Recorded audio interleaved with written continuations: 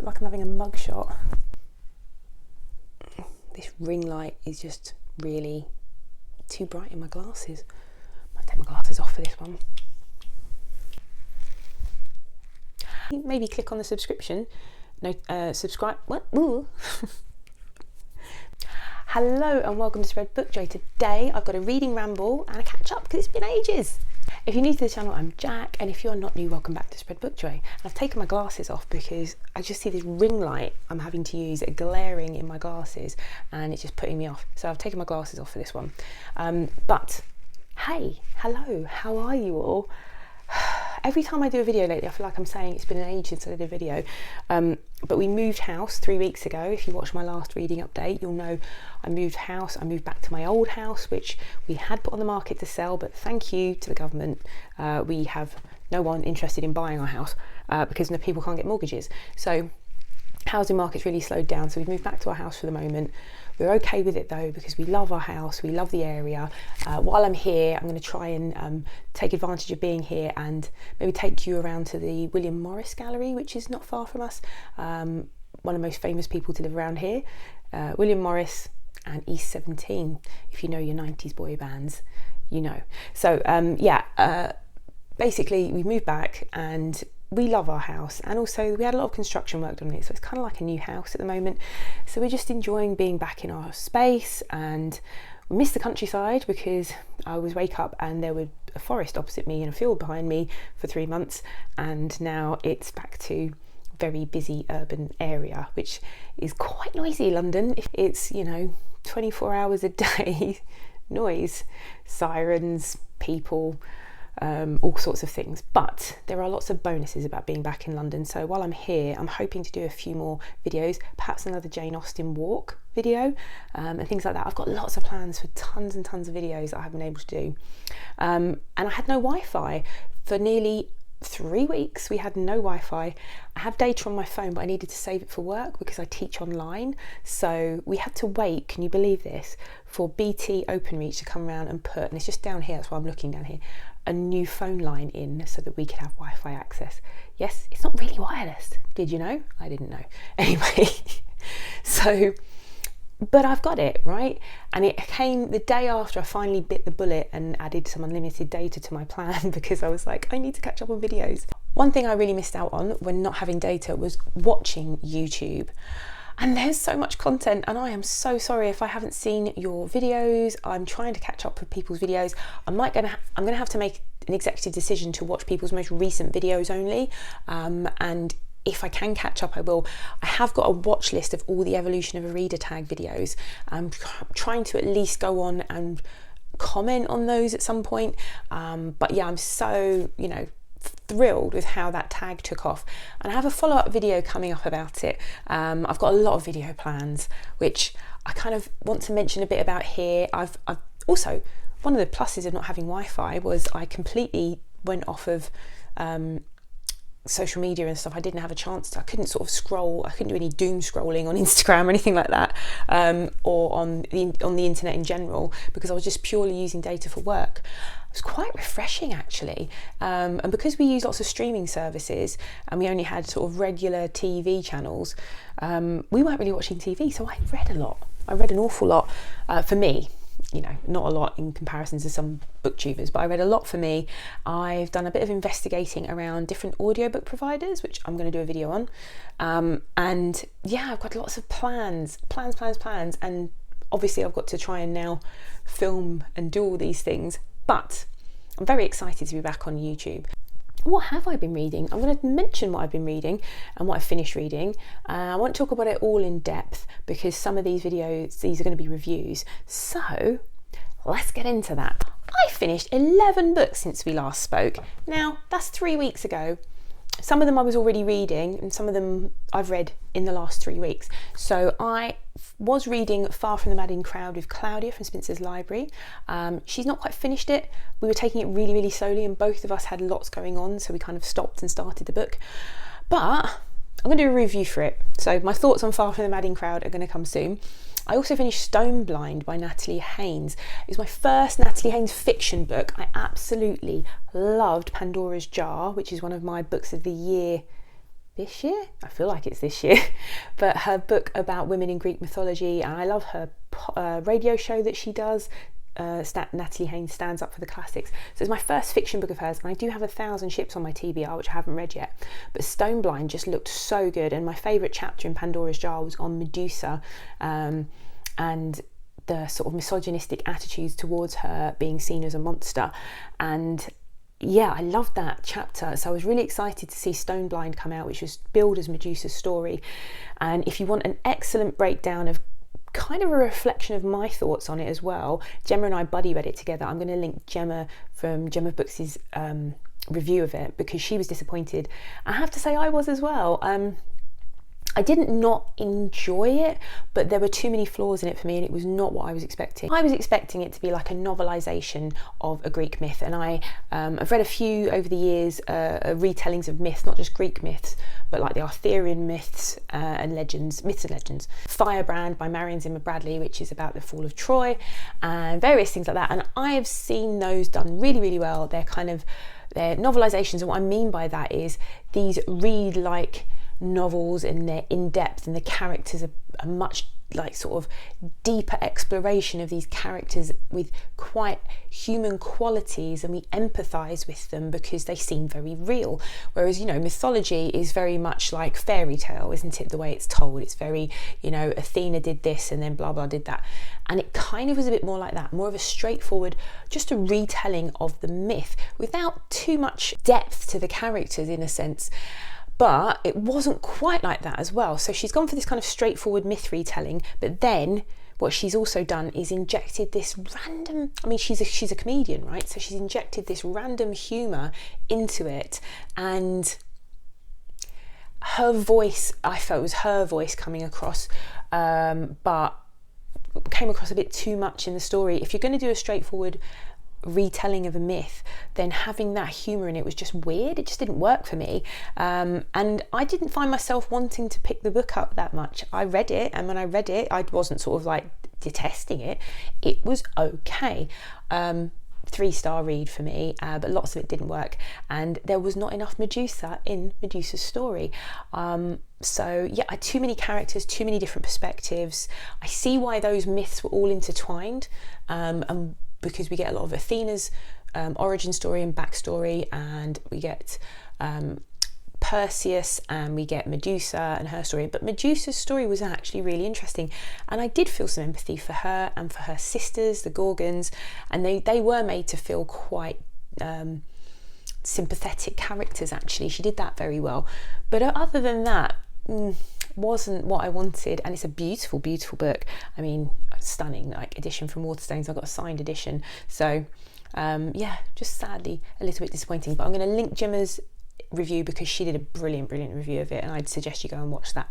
Then I was also reading Terry Pratchett, A Life with Footnotes, which is his official biography by his long-time personal assistant Rob Wilkins, who I'm not sure how I feel about Rob Wilkins. Like, he clearly had a great relationship with Terry Pratchett, and I really enjoyed his book. Like, he's like, his love for him and his passion for his work just shine through, and it was written with a lot of affection and a lot of humour, but also it was very warts and all. Actually, Terry Pratchett was not an easy person. Neil Gaiman famously said he was angry about a lot of things, and he was an angry man, and he was. And yeah, it was just brilliant book about one of my all-time heroes, and it's kind of made me realise that he's probably my favourite author of all time, because yeah, the body of work that he has, the amount I go back to it, the kind of obsession I've had with Discworld since I was 13 years old.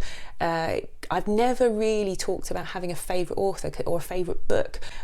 But actually, if I'm going to look at the amount of reading I've done of his work, and I still do, and I want to go back and do an entire Pratchett project over the next year, and make some videos on it here, then yeah, he's probably my favourite author, which is really weird to realise after 32 years of reading Discworld. So, but yeah, that book was just, yeah, it just made me a bit obsessive about Pratchett again, to like, you know, when you go down these rabbit holes, watch documentaries about him, and I did all this stuff. So anything I find out that's interesting, I'm going to put on here. So I'm going to do a full review / discussion of that biography on here at some point. A follow up with my sort of Pratchett project for next year, where I will go through I just want to read his work and discuss it on here and have a record of my thoughts on it on here. So that will be coming up. I then finished the final Sookie Stackhouse book. Loved the series. I'm not going to talk about it because it's the final book in a 13 book series. So, but yes, what a brilliant read along that was. And I followed that up by listening to a very, very short book. And I actually have the paperback book. I've read a bit of it and listened to it, After Dead, which tells us about what happened to the characters throughout the novels. Even ones that I can't even remember, you get this kind of little back bio of what happened to them after the book's finished. Which, how many times have you wanted that when you like a favourite series is finished and these characters that you've been spending so much time with, you wonder what happened to them. So yeah, Charlaine Harris did that, After Dead. After people requested it so much, what happened to this character, what happened to that character? So that was a bit of fun, more than anything else. And then off the back of Life with Footnotes, I read Monstrous Regiment because I was just itching to read some Pratchett, and I thought, right, I'm going to hit the books that I haven't read yet, and there are about 4 left that I haven't read, maybe more, maybe 6, but Monstrous Regiment was one, Unseen Academicals is another, and The Shepherd's Crown, the final Discworld novel, which is going to make me cry. That's why I've kind of put off reading them. Like, for someone who's such a huge fan, the reason I've not finished the Discworld is because I think it will hurt me a little bit to know that I don't have any more books in the Discworld series that I've never read, but that's just a silly reason to not read them, right? So anyway, then I finished The Vanishing of Aveline Jones, which I will have a review of. It's the 3rd book in the Aveline Jones middle grade series. Then I finished a very creepy Our Wives Under the Sea by Julia Armfield, which was a recommendation I first saw on Gemma from Gemma Books' channel, and it's billed as this really creepy story, and it was. So there are 2 characters who are married, and one of them is a marine biologist, and she goes down under the sea, and her wife is left back on the land, and we see both their perspectives. So the perspective of now, where the wife who stayed behind is now trying to figure out what's happened to her partner, who went down under the ocean and disappeared for 6 months and has come back, but she's come back different. And then we see the perspective of her wife and what happened. So yeah, flicked between the 2 perspectives, and it was, yeah, suitably creepy, and yeah, I enjoyed it. I didn't think I loved it, but I did enjoy it. Then I read The King's Justice by Stephen Donaldson. If you are a fantasy fan, you might have heard of the Chronicles of Thomas Covenant, which are, I mean, he was grimdark before grimdark was a thing. Stephen Donaldson was writing in the 70s, and I believe, and the Chronicles of Thomas Covenant are very, very dark fantasy books, and this is a more recent publication by him. I didn't even know he was still writing books, but it's a very short novella called The King's Justice, and it was brilliant. I really, really enjoyed it. It was a recommendation from my brother Liam, and thank you, Liam, because it was great. It kind of had this feel of like a mystery, like a short story. It was kind of 120 pages, so it's kind of like a long short story or a novella. And we start the story with the perspective of this character who comes to this small town, and he's trying to come in, and you can see he's got these powers, and he's going into this town because he knows something bad has occurred there, and he's hunting something. So as the sort of novel progresses, he's trying to find out what the bad thing was that happened in the town, catch the people that did it, and he's trying to serve the king's justice is the whole point of it. And yeah, it was kind of like a mystery, like a fantasy mystery, and just very well written and very well done, and really kind of satisfying ending. So yeah, I really enjoyed that. Then I finished The Anthropocene Reviewed, another Gemma from Gemma Books recommendation. So if you've not got that message already to go and subscribe to her from this video, go and subscribe to her. She's not only a wonderful, wonderful person, but she reads brilliant books. Like, I don't think I've failed to enjoy a single book that she's recommended, even if it's not been the most amazing thing like Medusa Stoneblind. She didn't recommend that, by the way. That's something I wanted to read on my own and knew she was reading. But yeah, she recommends brilliant books. So yeah, if you're not following Gemma, she's on 900 subscribers. Go follow her now. She's very, very good. So yes, The Anthropocene Reviewed is a series of personal essays by the author John Green, who wrote The Fault in Our Stars, and he is like most famous for writing that. He's got a load of other YA fiction, but he has a YouTube channel with millions of followers, which I didn't know about. So I'm going to be watching him on the regular because it was really thought-provoking. So the Anthropocene is the geological age that we're currently living in, which marks sort of human existence and human sort of impact on our planet. So he gives basically like Google style 5-star reviews of various things, which sounds really shallow, but it isn't, because he talks about such a wide range of topics, from Dr. Pepper to loneliness to death and things like that, and the pandemic and the effects of it, to hot dog eating contests and all sorts of things. But he manages to do it in such an entertaining and thought-provoking way, and every essay is quite meaningful. So I'd highly recommend it. It was a really good it was almost like a series of mini podcasts. That's what I felt it was like. So I listened to it in the car quite a lot because, you know, each chapter was like a little podcast episode, and yeah, I had it on the go for a few weeks there, and I'm kind of sad it's over. It was very, very good.